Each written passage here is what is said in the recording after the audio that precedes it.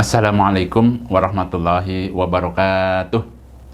Alhamdulillahirabbil alamin. Asyhadu an la ilaha illallah wa asyhadu anna Muhammadan abduhu wa rasuluh sallallahu alaihi wasallam wa ala alihi wa ashabihi amma ba'da.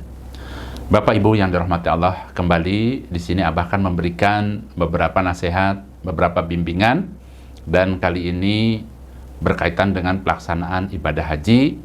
Insya Allah ya, dalam minggu-minggu ini ya, pelaksanaan ibadah haji akan segera dimulai.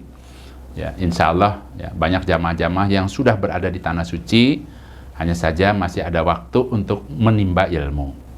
Untuk itu Abah akan memberikan nasihat. Di sini ada ya, 7 tips bagi orang yang akan melaksanakan ibadah haji agar hajinya itu betul-betul menjadi haji yang mabrur. Yang pertama, jangan lupa Bapak Ibu, yang namanya ibadah haji ini ya, dilihat oleh banyak orang, ya tidak bisa disembunyikan. Untuk itu, yang pertama, nasihat atau tips dari Abah supaya bisa menjaga niat ibadah hajinya agar tetap dan terus niatnya karena Allah. Kenapa Abah katakan supaya tetap dan terus?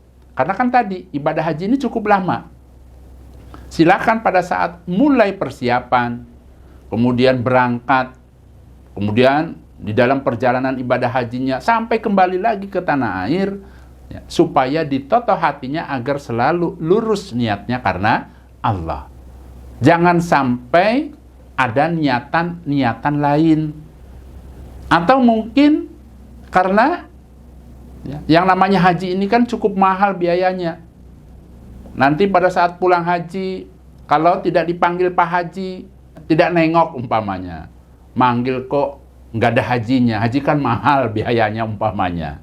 Niatnya mukhlis dari mulai berangkat sampai kembali lagi ke tanah air, supaya niatnya mukhlis lillah karena Allah, semata-mata mengharapkan ridhonya Allah, mengharapkan pengampunan dari Allah, dan mengharapkan surganya Allah. Itu ya, ingat ya, pahala orang yang haji, Allah menjanjikan surga. Silahkan berharap kepada Allah mendapatkan pahala surga ya. Nah itu ya, jadi niatnya harus lurus dari mulai awal sampai akhir. Dan ingat ya, semua amalan-amalan yang sudah dilakukan itu lupakan. Jadikan amalan-amalan itu simpanan untuk di akhirat nanti. Nah itu yang terbaik, seperti itu ya. Jangan sampai Bapak Ibu yang sudah haji umpama sudah selesai, kemudian diungkit-ungkit lagi dan sebagainya, sudah lupakan saja. Jadikan amalan andalan nanti pada saat berada di akhirat. Itu yang pertama. Yang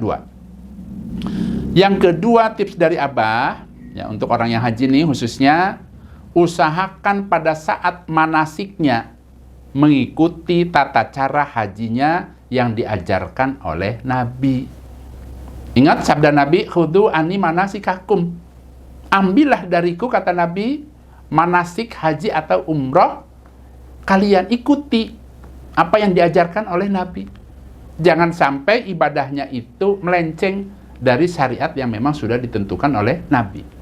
Kemudian penjelasan yang kedua ini adalah pada saat Bapak Ibu mendaftar haji, kemudian berusahalah menimba ilmu tata cara ibadah haji yang memang diajarkan oleh Nabi. Yang namanya tawaf di Baitullah seperti apa.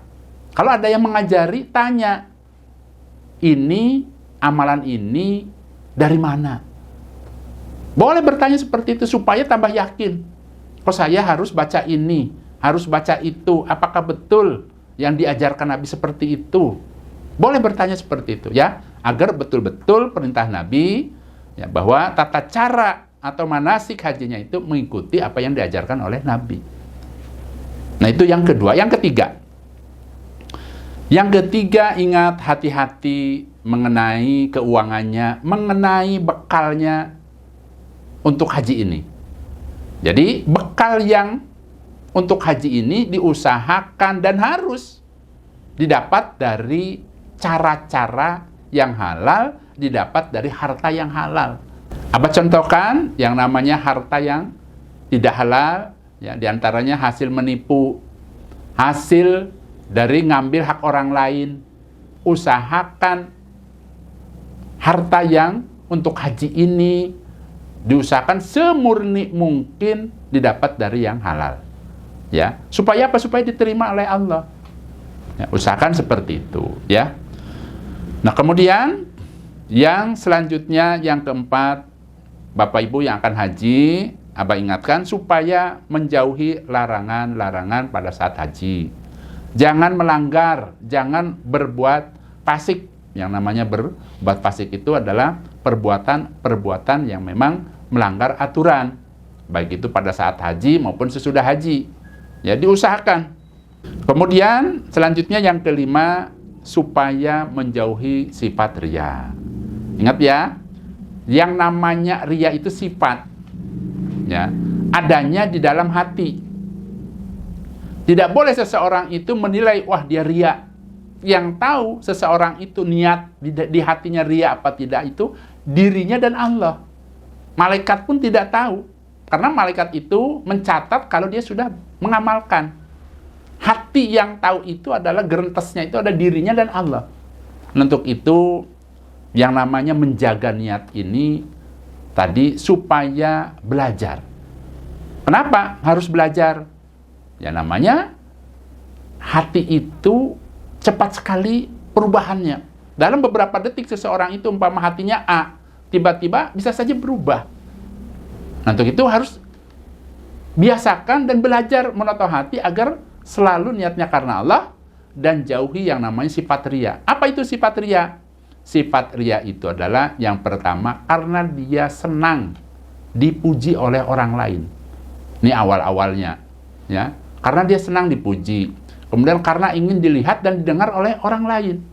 Amalan-amalannya itu karena ingin dilihat, didengar, dan senang mendapatkan pujian-pujian. Wow, orang itu bisa haji lagi. Kemudian nggak ngira dia bisa haji lagi dan sebagainya. Kalau ada kata-kata seperti itu, dia merasa tambah senang. Nah, ini diusahakan supaya bisa menata hati agar selalu karena Allah dan menjauhi sifat riya. Dan sifat riya ini dimulainya awal-awalnya itu karena dia merasa memiliki kelebihan dibandingkan orang lain. Ini saya, ya, hanya usaha jualan A umpamanya, tapi bisa haji. Merasa kesombongan itu timbul awalnya. Itu ya. Kemudian ada lagi, saya nih orang kaya, punya usaha, bisa haji berkali-kali umpamanya. Jangan sampai ada terbersit di hatinya seperti itu. Nanti kalau sudah seperti itu, insya Allah biasanya dia akan senang dengan pujian. Senang kalau didengar oleh orang lain. Senang dilihat, ya, amalan-amalan dia. Nah, untuk itu ingat ya, usahakan supaya bisa menata hati, jauhi yang namanya sifat riya. Yang keenam, supaya sukses ibadah hajinya dan harapannya supaya mabrur hajinya. Yang keenam, supaya bisa menyelesaikan rukun haji dan kewajiban hajinya. Ingat ya, yang namanya rukun haji, Abah ingatkan kembali. Yang pertama, niat ihram haji. Yang kedua, wukuf di Arafah. Yang ketiga, yaitu tawaf ifadah. Yang keempat, ya, yang namanya tawaf ifadah ini biasa dikenal dengan tawaf haji. Dan yang keempat, yaitu sa'i haji. Kalau keempat ini bisa terselesaikan, berarti hajinya tadi sah. Karena sudah melaksanakan rukun haji. Ingat yang namanya rukun haji ini adalah amalan-amalan seseorang pada saat haji yang harus bisa diselesaikan, tidak bisa diganti dengan dam, tidak bisa diwakilkan. Apabila tidak bisa menyelesaikan satu saja, maka tidak sah hajinya. Untuk itu harus tahu. Tadi ada berapa? Ada 4. Yang pertama, ya, ulangi niat ihram haji. Itu harus sendiri dilakukan. Harus bisa menyelesaikan, harus bisa melaksanakan. Caranya bagaimana? Niat di dalam hati. Ya Allah, saya akan melaksanakan ibadah haji hari ini, ya Allah. Kemudian hatinya supaya berbicara, ya Allah. Ya, mudahkan, lancarkan, berilah pahala ya Allah, terima ibadah haji saya ya Allah. Ya, berilah pengampunan kepada saya ya Allah. Itu namanya niat karena Allah. Kemudian baru ucapkan niat ihram hajinya. Maksudnya lafadzkan. Ya, labbaik Allahumma hajjan. Ya Allah, aku datang memenuhi panggilanmu untuk melaksanakan ibadah haji. Nah, itu cara prakteknya seperti itu, namanya niat ihram haji. Harus diselesaikan, harus dilaksanakan. Yang kedua, tadi ulangi, ya, yang namanya wukuf tanggal 9 Zulhijjah di Arafah. Harus ada di situ orang yang haji itu seperti itu. Ya, tidak sah seseorang yang melaksanakan ibadah haji kalau tidak bisa wukuf tanggal 9 itu. Dimulainya kapan? Dimulai tanggal 9 Zulhijjah setelah matahari tergelincir masuk waktu duhur sampai berakhirnya yaitu pada saat menjelang fajar. Ya, pada saat orang akan subuh, salat subuh itu kan ada yang namanya fajar. Jadi sebelum fajar sudah harus berada di situ. Bagi orang yang datang ke Arafah di siang hari, maka dia boleh meninggalkan Arafah setelah matahari tenggelam, masuk waktu maghrib. Tidak boleh dia itu keluar dari Arafah sebelum matahari tenggelam, ya, sebelum masuk waktu maghrib. Kalau dia keluar dari Arafah, umpama buru-buru, mumpung masih siang, umpamanya, ya, orang-orang lagi pada berdoa di situ, malah dia perginya umpama ke Musdalifah duluan, itu kena dam, ya, karena hukumnya wajib dia tinggal di situ, kemudian wajib keluarnya nanti setelah matahari tenggelam, ya, masuk waktu maghrib maksudnya. Ya, itu bagi orang yang wukuf di siang hari. Adapun kalau umpamanya ada seseorang itu karena sakit dan sebagainya, insya Allah Bapak Ibu sudah mengetahui, ya, ada yang namanya ambulan datang malam-malam umpamanya, ya, orangnya lagi sakit dalam ambulan, ya, dia hanya setengah jam saja di wukufnya, ya, masuk ke Arafah umpamanya jam 9 malam umpamanya, ya, boleh-boleh saja sah, ya, walaupun dalam keadaan sakit diusahakan harus bisa wukuf, ya, supaya apa? Supaya sah, karena itu tidak tergantikan, tidak boleh digantikan orang lain, dan juga tidak bisa diganti dengan dam, harus bisa terselesaikan. Nah, kemudian tadi yang ketiga yaitu tawaf ifadah atau tawaf haji, yang keempat sa'i haji, itu harus bisa terselesaikan. Selanjutnya, ya, Bapak Ibu juga harus bisa menyelesaikan tadi wajib hajinya, ya, wajib haji juga harus bisa terselesaikan. Kemudian yang ketujuh, ya, supaya memperbanyak sabar, ya. Ingat, yang namanya ibadah haji ini melelahkan. Ibadah yang betul-betul insya Allah, ya, 90% itu fisik, ya.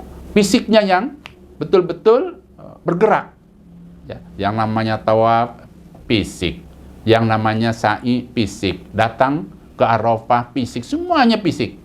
Nah, 10%-nya bisa dikatakan doa-doa, ya. Nah, untuk itu, ya, yang namanya fisik kan orang kan ada yang namanya capek dan sebagainya. Kemudian ya harus macam-macam, ya, harus memperbanyak sabar supaya didobel kesabarannya. Ya, ingat, dengan kesabaran insya Allah Bapak Ibu bisa sukses ibadahnya, ya. Harus betul-betul bisa melewati segala macam cobaan, yaitu dengan cara kesabaran, mempersungguh ibadahnya, dan berbanyak syukur kepada Allah. Abah berharap dengan Bapak Ibu, ya, melaksanakan 7 tips dari Abah ini, ya, Abah berharap mudah-mudahan, ya, hajinya bisa menjadi haji yang mabrur, doa-doanya Allah kabulkan, dan mudah-mudahan Allah menerima, ya, semua amalan-amalan hajinya dan amalan-amalan yang lainnya. Alhamdulillah, jazakumullah khairan. Mudah-mudahan Allah memberikan kemanfaatan dan keberkahan. Ingat, tetap semangat dan berprasangka yang baik kepada Allah. Semoga Bapak Ibu bisa sukses ibadahnya, dan apabila Bapak Ibu berjumpa dengan Abah di Tanah Suci, tidak usah sungkan-sungkan untuk menyapa Abah. Syukur-syukur kita bisa foto bareng, gitu ya. Mudah-mudahan Allah memberikan kemanfaatan dan keberkahan. Abah pamit. Wassalamualaikum warahmatullahi wabarakatuh.